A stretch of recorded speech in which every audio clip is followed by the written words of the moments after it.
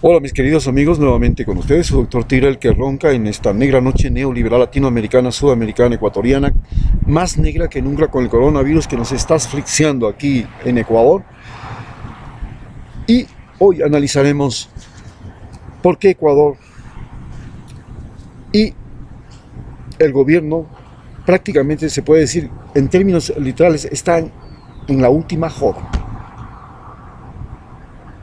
Entiéndase como joda, no el hecho de tener sexo, sino que es una palabra utilizada en el lenguaje cotidiano de América Latina para indicar que estás en la peor de todas las situaciones imaginables. Cuando uno aquí en América Latina dice estoy jodido, quiere decir que estás en aprietos. ¿Cómo y por qué Ecuador y el gobierno están en los más grandes aprietos de la historia? Partimos de que el problema viene del coronavirus, aparentemente destapa, desentraña el problema el coronavirus. Pero la pregunta es si el coronavirus vino a desentrañar un problema que ya existía o vino a complicar un problema que no existía. Y partiremos de que el coronavirus tiene el problema del contagio. Y esto es algo extraordinario. Es lo más extraordinario que tiene esta pandemia. Su capacidad de contagio es tan feroz que se transmite de ser humano a ser humano y todo lo que toca a un ser humano, la simple proximidad lo convierte en peligroso al mismo ser humano. Entonces, sin embargo, este contagio, esta capacidad de contagio, nos llevó a pensar en si había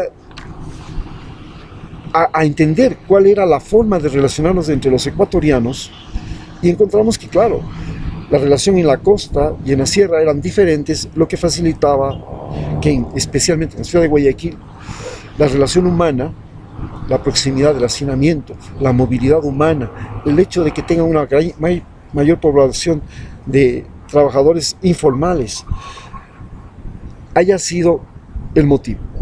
Y el contagio se produjo a su vez porque hubo una propagación espontánea, podríamos decir, y una propagación provocada. Llegamos a tal punto que la propagación se comenzó a hacer una propagación provocada. ¿Cómo es eso? Los mismos centros de salud, los mismos médicos, los mismos lugares se ven sorprendidos ante la pandemia, piensan que es como las otras, no toman precauciones y los pacientes que van desesperados a los mismos centros de salud se contagian en el centro de salud, primero porque están al lado de un enfermo y segundo porque el mismo médico, el auxiliar, el personal comienza a pasar de un paciente a otro y van convirtiéndose curiosamente en vectores de la enfermedad. Así, luego de eso tenemos que aparecen pues numerosos muertos, numerosos enfermos y numerosos portadores sanos.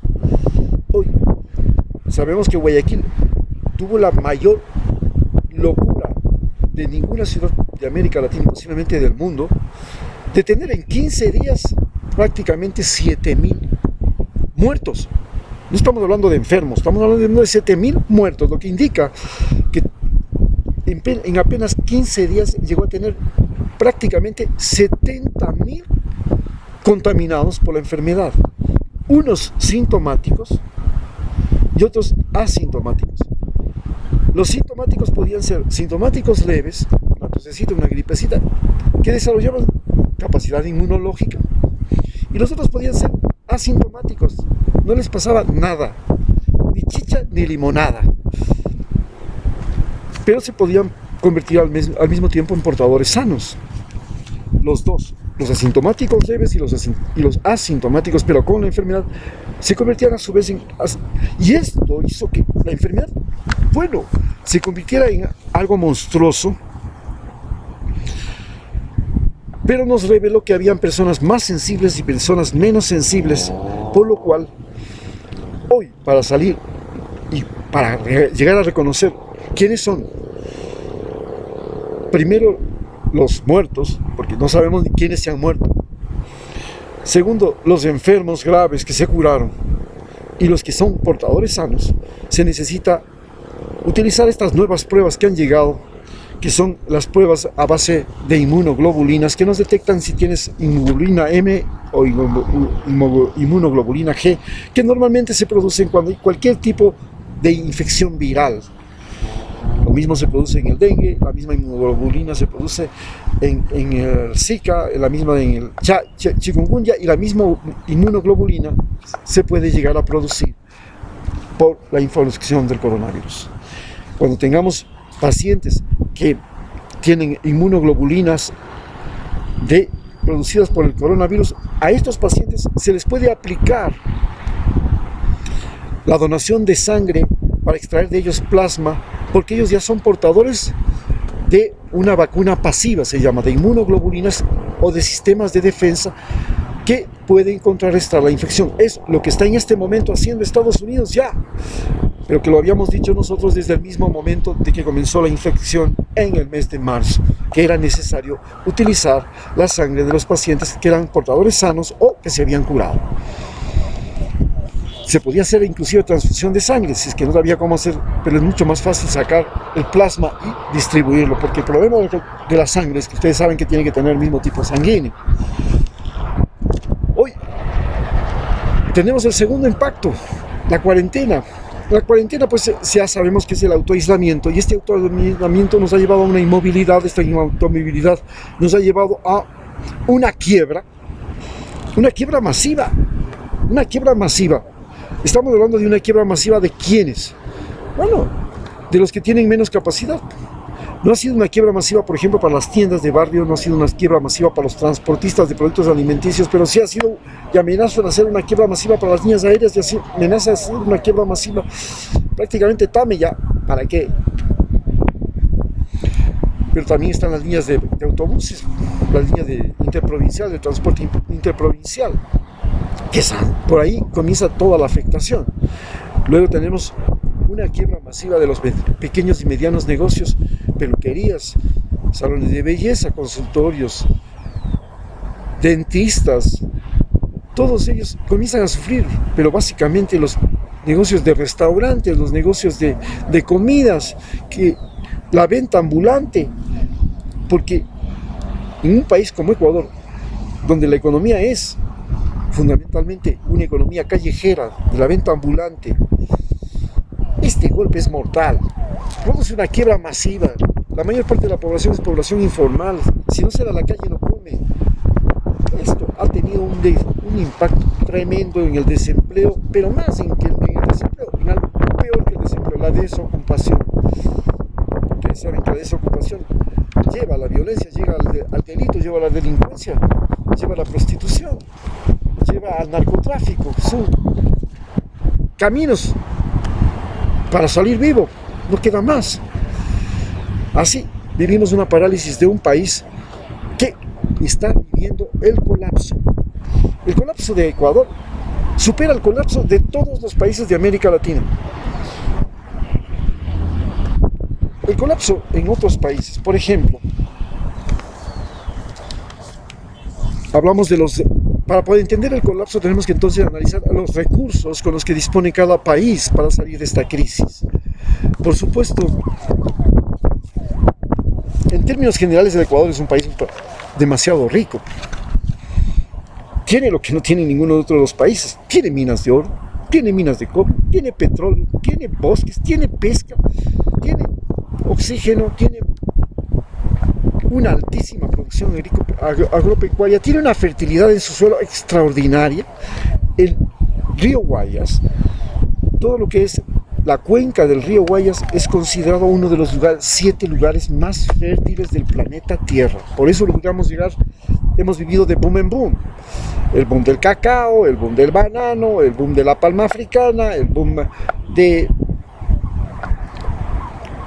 todo lo que es productos agropecuarios.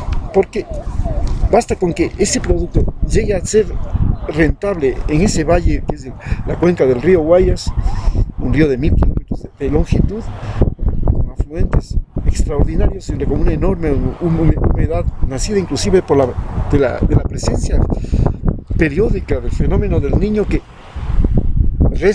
produce una gran bajada desde los Andes de nutrientes que se depositan en esa cuenca, hace que, bueno, Ecuador esté prácticamente con recursos desde el punto de vista de la naturaleza increíbles. Desde el punto de vista humano, Ecuador cuenta con los mejores recursos humanos, pues, porque tiene una población que tenía una cultura propia, una cultura agrícola propia.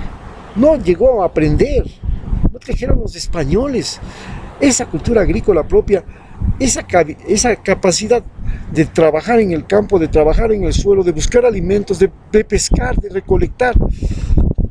Es hereditaria y estamos hablando de 5.000 años de antigüedad. Es que trajimos negros del África, como en Estados Unidos, y ahora sí pónganse a hacer algodón y pónganse a hacer tabaco. Ellos, ¿qué sabían de esas cosas? Nosotros no. Nosotros tenemos una cultura agrícola propia, y eso tiene recursos humanos que tienen conocimientos, capacidades, habilidades, destrezas, fortaleza física, adaptabilidad a la altura, adaptabilidad al trópico, adaptabilidad al Amazonas, adaptabilidad al Océano Pacífico. Tenemos una población adaptada, con capacidad productiva increíble, extraordinaria. Pero, ¿dónde está el gran problema? Llegamos a depender de la capacidad de gestión del gobierno. Si el gobierno era una patada, la vida de los ecuatorianos era una patada. Si el gobierno era brillante, extraordinario, hablamos del gobierno de Rafael Correa, la cosa era diferente. Podíamos salir de terremotos sin más ni más. Véngase el terremoto, por ahí mismo salimos. Necesitamos menos de meses para poder estabilizar la situación costera, que era 1.000 kilómetros afectados, destrucción de cientos de escuelas, de decenas de hospitales, de carreteras, de ciudades, 700 muertos en un santiamén en 35 segundos. No, ¿cómo es eso? Y salimos. Pero la pregunta es entonces, ¿de qué recursos disponemos? Por ejemplo, para que un país pueda disponer de esos recursos, lo primero que se necesita es que el país tenga confianza. Pero ¿qué confianza podemos tener en un gobierno que primero nos pasó de una etapa de estabilidad a una etapa de inestabilidad, de una etapa de crecimiento a una etapa de decrecimiento? Llevamos 3 años de decrecimiento. Y este decrecimiento tuvo como gran problema que nosotros, lejos de comenzar y de explotar nuestras propias habilidades, nuestras propias virtudes, nuestras propias capacidades, teníamos que recibir el impulso del gobierno para poder salir adelante, es decir, la inversión estatal. Cuando esta se para, nosotros quedamos prácticamente aterrados, no sabíamos qué hacer. Cuando el gobierno de Lenín Moreno le quita recursos a la población, quitándoles trabajo a los empleados públicos, disminuyendo la obra pública, no haciendo construcciones, no haciendo nada, no haciendo circular el dinero. Y el dinero que estaba en la población nuevamente es recaudado, recuperado por los bancos que habían llevado a la quiebra al país mediante préstamos, y toda la población de la noche a la mañana está endeudada en la tarjeta de crédito, en el préstamo del banco al banco, en préstamos de uso cotidiano, en la compra del celular, en sí. Todo esto hace que los importadores y los banqueros secuestren el dinero del Ecuador, de los ecuatorianos, y lo tengan en los bancos y lo saquen del país. Lo saquen para comprar nuevos productos, lo saquen para importar, o lo saquen para abrir inclusive filiales bancarias en otros países. Y así el dinero del Ecuador, de los ecuatorianos, sale del país, se libera la salida de capitales, se produce una explotación de los ecuatorianos, la banca crece, es la única cosa, los importadores y la banca son los únicos que les va de película. La industria de la construcción cae 4%, la industria del transporte se muere, la industria agrícola se paraliza prácticamente, la industria de la... Entonces, llegamos a una situación en que lo más terrible de todo, lo más dramático de todo, es que ayer, se pone en evidencia que el gobierno era un gobierno de mentirosos y del mentiroso más grande de la historia de Ecuador, Lenín Moreno. Llegó a ser tan grande que pretendió mentir hasta que fue imposible hacerlo, porque los cadáveres estaban en todas partes, que la peste había llegado y estaba afectando dramáticamente a su país. Él nos había mentido desde el momento en que fue electo. Fue electo para un programa de gobierno que propuso y se pasó al lado contrario, a hacer lo que decían los enemigos. Luego traicionó a su mejor amigo, al que decía que era el mejor presidente del mundo y de la historia del Ecuador, Rafael Correa, al que lo cepillaba, al que le adulaba. Lo traicionó. Pero luego de eso, contaminó al propio partido y creó un partido de traidores. Ganaron las elecciones porque tuvieron el mayor número de asambleístas. De 150 asambleístas, 100 eran del partido de la Alianza País. Y de esos 100, de esos 110 asambleístas, 75 eran de Alianza País, eran la mayoría. Y de esos 75, solo 25 se quedaron con Correa y 50 se pasaron. Luego comenzó a mentir para todo, pero para todo. Si había protestas, era porque Correa era el culpable. Si le iba mal, si tenía que tomar medidas económicas para enriquecer a los más ricos, para privatizar las centrales hidroeléctricas, para privatizar, el culpable era Correa. Es que las centrales estuvieron mal hechas, es que la refinería no sirve, es que las universidades Yachan no es un elefante blanco. Todo era un pretexto para poder entregar la gran obra de Correa a manos privadas. Luego comenzó a utilizar a la justicia, manipuló la justicia y manipuló la prensa, y la prensa se enredó con ellos, los banqueros se enredaron con él y comenzaron a hacernos creer lo que les daba la regalada gana, a mentirnos para todo, para mentir, acusar al fulanito, al menganito, al sutanito, de cualquier cosa. 30 juicios tiene Rafael Correa, 30 acusaciones. Esta se volvió escándalo político, era el motivo para vender periódicos, era la mejor forma de ganar la sintonía. Acusarle a Correa era el negocio de los medios y era el negocio hasta que llegamos a tener un gobierno fundamentalmente mentiroso. Pero la mentira ya no la puede tapar después de que la prensa internacional el día de ayer le va y le dice: señor, usted tenía 7,000 muertos en Guayaquil en 15 días y pretendió decir que aquí no pasa nada y que eran 135 los muertos, que los enfermos no pasaban de 300. A ese punto llegamos, que llegamos a tener el gobierno más mentiroso de nuestra historia, y hoy día tenemos que afrontar esta crisis económica como estamos viendo con una desconfianza total, porque desde las compras públicas para el seguro social, para enfrentar esta catástrofe, resulta que ha sido corrupción y sobornos del director del IES. Hasta tiene que renunciar al ministro de Bienestar Social, que le puso al director del IES, pero después no le acepta la renuncia. Tal grande. Luego tenemos que enfrentar todo un drama. Ya no le creemos, ya no se puede creer en nadie. ¿Cómo se puede creer si Guayaquil fue la ciudad donde él fue a esconderse cuando tuvo los problemas? Si Guayaquil le protegió, si la alcaldesa le tapaba cuando las protestas de octubre le hicieron correrse de Quito, hasta pensó en pasar la capital del Ecuador a Guayaquil, y estaban todos felices en Guayaquil. Hoy Guayaquil, la ciudad que le protegió, miren, Así paga el diablo a sus seguidores. Es víctima de un mentiroso. Muchas gracias.